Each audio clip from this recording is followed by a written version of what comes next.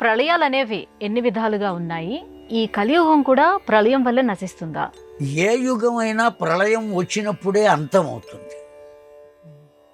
ఈ ప్రళయాలలో మొట్టమొదటిది నిత్య ప్రళయము అని ఉన్నది. ప్రళయములు ఎన్ని విధములు అని కదా ప్రశ్న. నిత్య ప్రళయం మొట్టమొదటిది.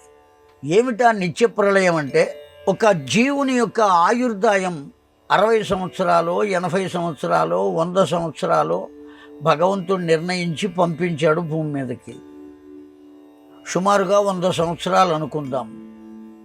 ఆ పుట్టినటువంటి పిల్లవాడికి మొదటి పుట్టినరోజు వచ్చింది అంటే 1 సంవత్సర కాలం గడిచింది. మనం 1 సంవత్సరం వచ్చింది మా అబ్బాయికి అని చెప్పుకుంటాం.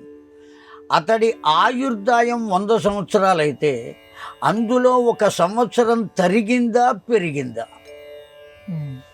తరిగింది.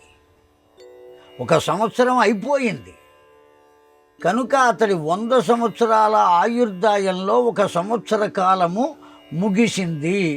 అంటే ఆ పుట్టినటువంటి పిల్లవాడు మరణమునకు దగ్గరవుతున్నాడు. ఇప్పుడు 99 సంవత్సరాలే ఆయుర్దాయం అతడికి. 1 సంవత్సరం అయిపోయింది కనుక ఆయుర్దాయం తరిగిందా పెరిగిందా? తరిగింది. అందువల్ల అది ప్రళయం.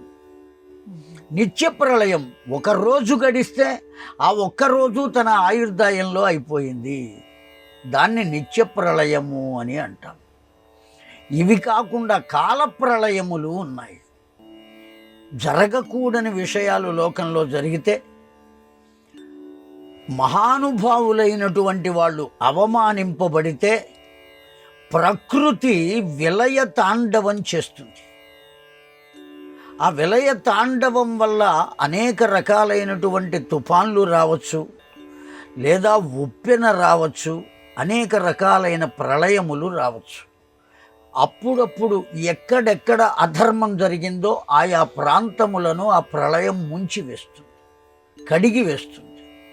దాన్ని కాలప్రళయము అని అంటాం. యుగ ప్రళయము, ఒక యుగం అయిపోగానే ప్రళయం వస్తుంది. ఆ ప్రళయం వచ్చింది కనుక మొత్తం అంతా మునిగిపోదు, కొంతవరకే ఉంటుంది. పరిపూర్ణమైనటువంటి బ్రహ్మ ప్రళయము అని అంటాం. ఆ బ్రహ్మ ప్రళయం ఎప్పుడు వస్తుంది అంటే మహాయుగము అయిపోయిన తర్వాత వస్తుంది. ఒక మహాయుగంలో 4 యుగాలు ఉంటాయి. కృతయుగం, త్రేతాయుగం, ద్వాపరయుగం, కలియుగం. ఈ 4 కలిపి ఒక మహాయుగం.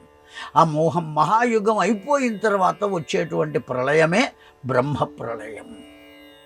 ఇలా 5 రకాలుగా ఉన్నది ప్రళయం. నిత్య ప్రళయం, కాలప్రళయం, అత్యంతిక ప్రళయం, యుగ ప్రళయం, బ్రహ్మ ప్రళయం. ఆ యుగం అయిపోగానే వచ్చేటువంటి ప్రళయాన్ని యుగ ప్రళయం అంటాం. ప్రళయం వల్ల యుగం అయిపోదు, యుగం అయిపోయిన తర్వాతే ప్రళయం వస్తుంది. కనుక ఈ 5 రకాలైన ప్రళయాలు ఉన్నాయి. మనం రోజు ప్రళయాన్ని చూస్తూనే ఉన్నాం. నిత్య ప్రళయం అది. కాలప్రళయాన్ని చూస్తున్నాం. అనేక రకాలు అయినటువంటి వ్యవస్థలు లోకంలో కనబడుతున్నాయి మనకు. అట్లాగే యుగ ప్రళయం ఉంటుంది, అలాగే బ్రహ్మ ప్రళయం కూడా ఉంటుంది.